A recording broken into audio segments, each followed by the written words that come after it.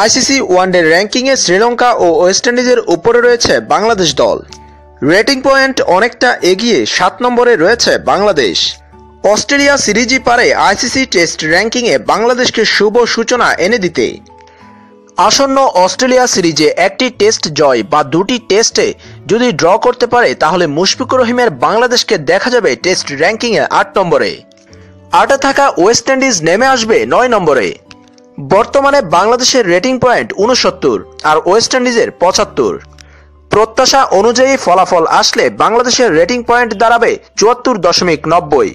অন্যদিকে ওয়েস্ট ইন্ডিজের rating point হবে 74.62। ভগ্নাংশের হিসাবে এগিয়ে থেকে প্রথমবারের মতো টেস্ট র্যাঙ্কিংয়ে 8 নম্বরে ওঠার সুযোগ রয়েছে মুশফিকুর রহিমদের সামনে।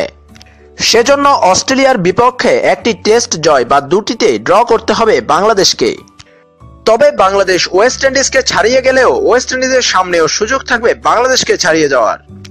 সেজন্য ইংল্যান্ডের মাটিতে ইংল্যান্ডকে হারাতে হবে ওয়েস্ট ইন্ডিজের, কিন্তু সেটা ওয়েস্ট ইন্ডিজের কাছে অতটা সহজ হবে না।